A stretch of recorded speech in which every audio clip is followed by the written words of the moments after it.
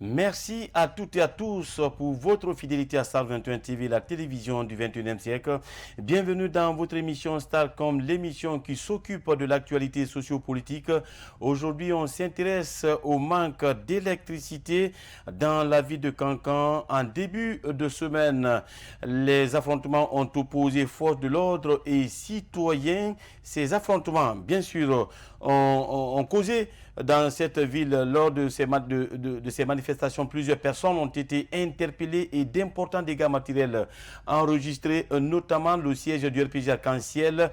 Le parti au pouvoir a été saccagé. Les locaux du groupe de presse Baobab FM et Faso TV ont également payé les frais de cette manifestation. Pour en parler, nous avons déjà au bout de fil M. Talibi Dabo. Il est l'un des responsables du RPG Arc-en-Ciel dans la région administrative de Cancan. Monsieur Dabo, bonjour. Bonjour. Merci d'avoir répondu à notre invitation. Merci. Alors, je le disais à l'entame de cette émission, les affrontements ont opposé en début de semaine les manifestants et forces de l'ordre. Vous êtes l'un des responsables du RPG Arc-en-Ciel du côté de Cancan. Parlez-nous-en, quelle est la genèse justement de ce problème? Bon. Comme vous l'aviez rappelé, qu'on nous a dit, ce qu'on nous a entendu, effectivement, c'est le problème de courant. C'est le manque de l'électricité à Cancan. C'est ce qui a été, c'est l'électricité qu'un groupe de jeunes a réclamé. Il y a eu une première sortie et ensuite, dernièrement, une deuxième sortie. La première sortie, c'est vrai, avait un caractère pacifique. Alors, moi-même, j'étais là, je leur ai sensibilisé de l'EDG à la préfecture. On a marché pour rencontrer le préfet et qu'ils passent, en tout cas, leur message de revendication, en tout cas, ce qu'ils veulent. Et rapidement, devant le préfet, les jeunes ont dit que c'est le courant qui le réclame. Mais quelle sorte de courant? C'est le courant hydroélectrique. Donc, le courant d'un barrage hydroélectrique. Alors, eux, ils le voulaient tout de suite. C'est-à-dire que le barrage tout de suite. Oui. Je crois que cela a embarrassé les autorités administratives et ils ont tout de suite dit aux jeunes que c'est compris. Puisque vous dites que ce n'est pas l'EDG, ce n'est plus les moteurs qui vous intéressent. Donc ce qui vous intéresse, c'est un barrage hydroélectrique. Je ne peux pas me déterminer parce que je ne suis pas le décideur. Accepter que je parte rencontrer le gouverneur. À son tour, il va envoyer votre message à Conakry et pour que vous ayez une réponse. Cela a traîné au moins 48 heures. Oui. Et après, moi, j'ai compris que, en fait, le courant du barrage que les enfants réclament, pourtant, est en chemin, est en route. J'ai compris qu'un projet déjà est en cours, qui est appelé projet d'interconnexion Guinée-Mali. Alors, j'ai tout de suite appelé le coordinateur de ce projet et qui m'a confirmé qu'effectivement, le projet a été initié, le projet a fait ses études, les fonds sont mobilisés, les sociétés ont déposé leurs offres et que l'ouverture de ces offres-là, c'est le 6 juillet. J'ai demandé à ce que le coordinateur vienne expliquer ça à la télé, oui, pour que tout Cancan soit informé que le courant qui est réclamé est en route. Donc ils sont venus, ils ont fait leur communication. Un Guinéen, un Malien, un Camerounais. 3 heures d'horloge. Ils ont tenté de convaincre. Et la population était convaincue parce qu'on a eu à ouvrir le téléphone pour que les gens réagissent. Donc, dans l'ensemble, les gens ont seulement dénoncé le manque de communication. Oui. Le fait que la communication n'a pas été faite à temps. Donc, ils ont dénoncé cela, sinon ils ont apprécié le projet. Ok. Donc, après tout ça, moi, je ne me suis pas limité à cela. J'ai amené les enfants à l'EDG pour venir constater la présence de 14 groupes, 9. Alors, donc, ils sont venus constater la présence effective de ces 14 groupes et 6 autres groupes de deuxième main. Les techniciens nous ont expliqué que dès après l'installation de ces groupes, Cancan aura le courant pour 6 heures, de 19h à 1h du matin, et pour tous les quartiers. Et pour ça, il faut leur accorder 30 jours, soit 3 semaines pour installer et 1 semaine pour essayer. Oui. Alors, moi, j'ai essayé maintenant de conscientiser les jeunes, de leur faire comprendre. J'ai dit, bon, je comprends, vous voulez un barrage. Mais le barrage, pour construire un barrage, il vous faut au moins 5 ans. Mais puisqu'il y a l'interconnexion qui est en route, pour ça, on a dit 18 mois. On ne peut pas souffrir avant ça. On va demander au président de la République une doléance. Oui. D'ici l'arrivée du barrage hydroélectrique, que Cancan continue à garder le courant constamment, que Cancan soit sous courant constamment. D'ici là, on peut poser cette doléance et qui sera acceptée. Donc, cela va faire que on ne va pas casser, on ne va pas brûler, on ne va pas blesser. Donc, essayons de rendre réellement la réclamation très pacifique. Ok. Alors, pour ne pas qu'on soit confronté à une réclamation violente. Et c'est ce qui s'est passé avant-hier. Alors, malheureusement. Monsieur Dabo, selon des informations qu'on a reçues, selon vos détracteurs, la dernière communication faite sur votre groupe de presse à la veille justement de cette manifestation serait à l'origine de ces affrontements, déclaration dans laquelle vous avez justement menacé que certains jeunes ou tout jeune qui sortirait serait vraiment interpellé et puni à la hauteur de sa forfaiture. Qu'en dites-vous? Bon, je n'ai pas expliqué comme ça exactement, mais c'est pas grave. Même si j'avais dit ça, même si j'avais dit cela. Alors, eux, ils ont compris ça, mais ils sont sortis quand même. Ils sont sortis dans la rue, ils n'ont vu personne, ils n'ont pas vu M. Dabo, ils n'ont vu personne en face. Oui. Dans ce cas, à partir du moment où quelqu'un qui a fait une déclaration, quand vous sortirez, je vais faire ça. Mais vous sortez, vous ne voyez même pas la personne et vous ne voyez personne devant vous, en face. Dans ce cas, vous faites votre manifestation pacifiquement, vous faites une grande démonstration qui va prouver à la personne que vous avez promis de sortir, vous êtes sorti, et voilà. Cela ne vous amène pas à brûler, cela ne vous amène pas à saccager, cela ne vous amène pas à blesser. C'est le caractère violent, n'est-ce pas, qui a enlevé complètement le caractère pacifique. Donc, il y avait une autre intention derrière. Donc, je ne suis pas d'accord, ça ne tient plus. Si c'est M. Dabo qui parle, venez voir M. Dabo, attaquez-vous à M. Dabo, ou alors M. Dabo est libre de parler. Vous aussi, parlez dans une autre radio, ou alors vous venez à la même radio pour tenir votre propos. Oui. Alors, moi, je suis libre de mes propos. Il ne faut pas dire que mes propos, qui les ont amenés à brûler, ah là, ça ne va plus. Si quelqu'un parle, ce n'est pas la population, c'est une personne, un individu qui parle. L'individu a parlé, vous brûlez la ville. Ah, je ne comprends plus. Ok. L'individu parle, vous saccagez. Non, c'est faux. C'est pas vrai. C'est pas vrai. Ce n'est pas la parole. C'est pas ma parole qui a fait. C'est faux. Ok. Alors, monsieur Dabo, vous êtes l'un des responsables du RPG Arc-en-Ciel du côté de Cancan. C'est l'une des rares fois que les manifestants s'attaquent justement au siège du RPG Arc-en-Ciel et aux locaux justement de votre groupe de presse. Comment expliquez-vous justement ces affrontements? Oui, parce que je ne comprendrai pas et personne ne pourra me convaincre que ce sont les jeunes du RPG Arc-en-Ciel qui se sont ne pas diriger au siège du RPG Arc-en-Ciel. Ça, c'est faux. Ça, c'est faux. Alors, qui sont ces manifestants, M. Dabo? Que la manifestation a été récupérée par l'opposition. Et l'opposition, n'est-ce pas, a infiltré. L'opposition est venue se mêler à la danse. Et l'opposition avait, n'est-ce pas, sa cible. C'est l'opposition qui est venue s'attaquer au siège. C'est l'opposition qui s'est attaquée à ma radio. C'est clair.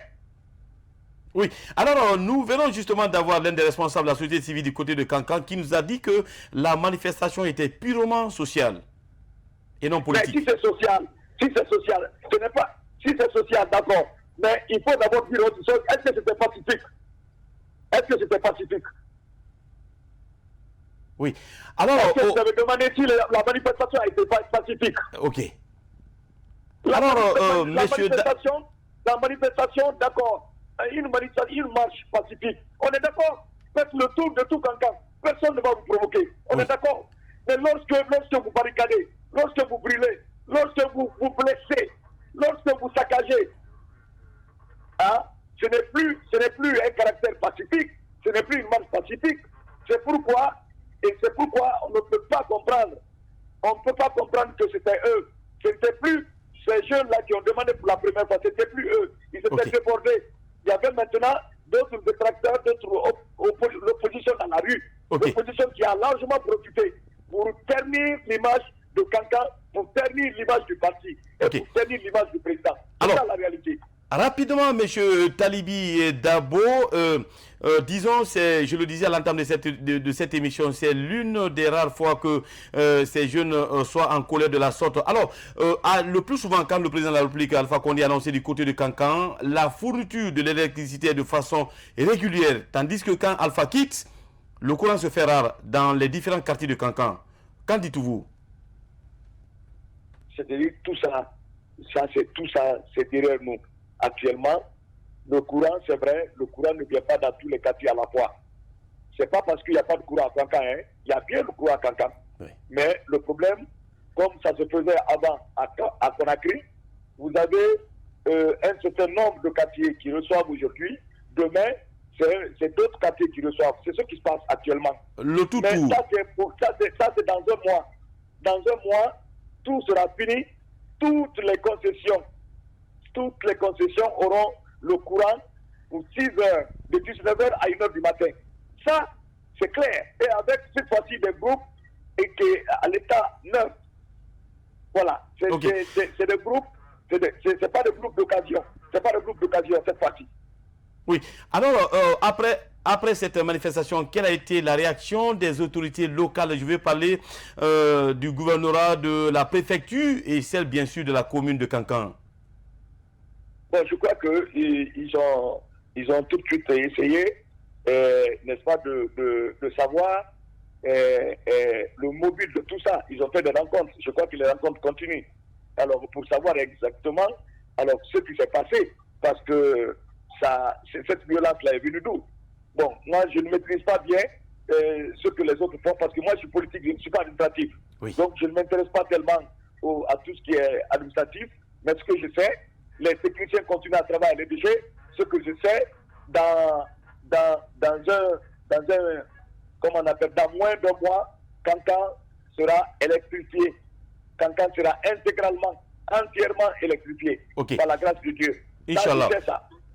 Inch'Allah. Alors, M. Dabo, gardez la ligne. Nous vous proposons la réaction d'un fils ressortissant du côté de Kankan. On vous revient pour justement la dernière partie de cet entretien. Ce ressortissant de la préfecture de Kankan se dit outré par rapport aux douloureux événements qui se déroulent actuellement dans le Nabaya. Des manifestations sociales liées au manque du courant électrique. La manifestation des jeunes, la cause, c'est simple. Ce n'est pas parce que la population de Kankan n'adhère pas aux projets de société de professeur Alpha Condé. Mais c'est que nous, notre problème là-bas, c'est les cadres même de la Haute-Guinée en général et Kankan en particulier. Parce que quand le président vient, il pose des actes pour un développement, c'est au fils de ce pays de suivre ça. Nous avons vu là-bas, le président il est venu, il a posé les premières pierres pour l'électrification solaire de Kankan et Kouroussa et autres là. Mais depuis qu'il a quitté, ça n'a jamais été suivi. Le président lui-même a donné des machines, des moteurs pour l'électrification, mais depuis que ça est là, aucun cadre de Kankan ou de Haute-Guinée n'a suivi ce projet. Depuis le début des manifestations, plusieurs biens privés et publics font l'objet des attaques. Boutiques et magasins sont fermés, chose que déplore ce ressortissant de Kankan. C'est dans tout ça que les jeunes sont fâchés. Ils disent vraiment qu'il faut qu'ils sortent dans les rues pour que le président il entende ce qui se passe à Kankan. Et nous lançons un appel au gouvernement vraiment de prendre le problème au sérieux. Et particulièrement au président de la République, il ne faut pas qu'il attende le problème de Kankan. Il ne faut pas réellement qu'il attende nos cadres pour venir résoudre. Sinon, on n'aura pas d'issue. Parce qu'on est convaincu que tous ceux qui viennent parler à son nom ici ne sont pas pour lui. Au contraire, ils sont pour leur intérêt. Les manifestants accusent les autorités du non-respect des engagements de fournir la ville de Kankan en électricité au moins 10 heures par jour.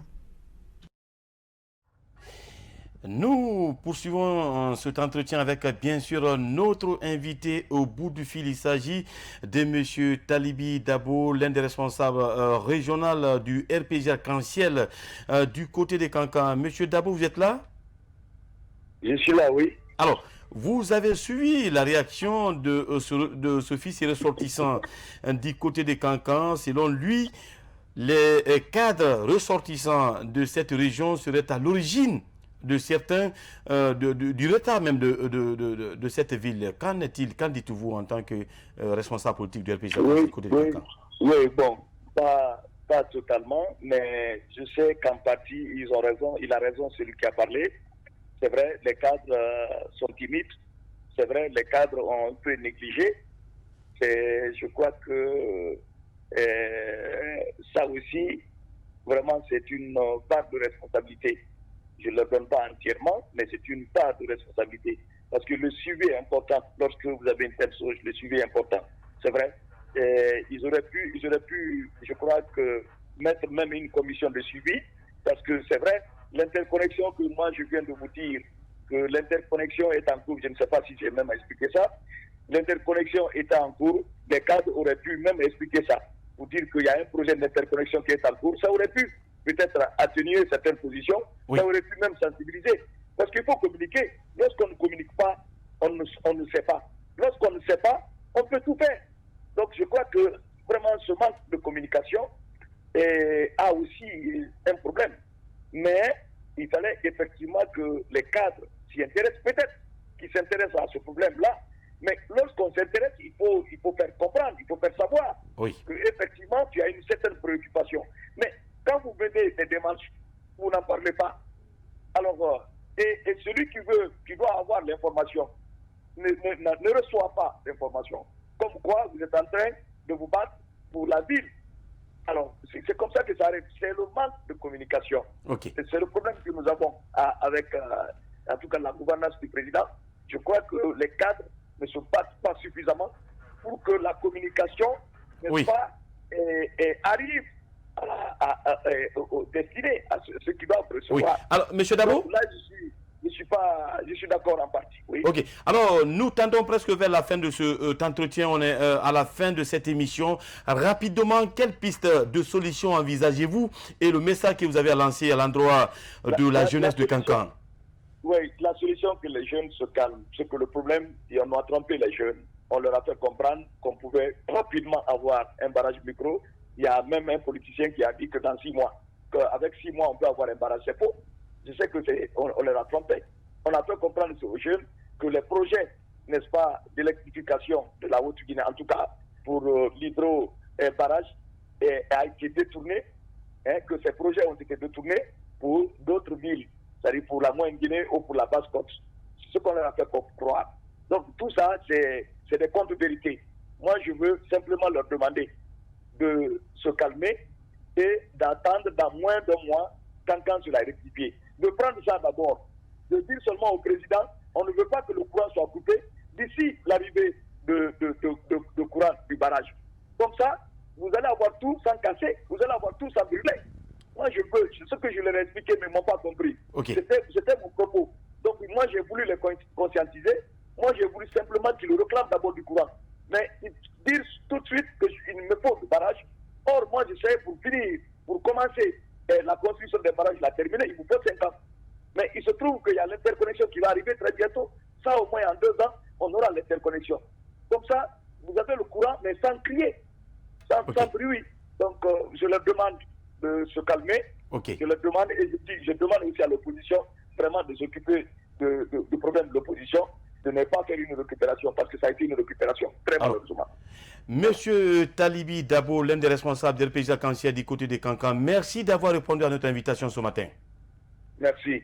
Alors, aimables téléspectateurs, ainsi prend fin cette émission. Comme vous l'avez constaté, on avait comme invité monsieur Talibi Dabo, l'un des responsables de l'RPJ Arc-en-Ciel du côté de Kankan. Avec lui, on s'est intéressé bien sûr aux dernières manifestations qui ont opposé force de l'ordre et manifestants. Il s'agit bien sûr du manque d'électricité dans la ville de Nabaya. Nous vous souhaitons une excellente suite de programmes en compagnie de Star 21 TV, la télévision du 21e siècle. À bientôt.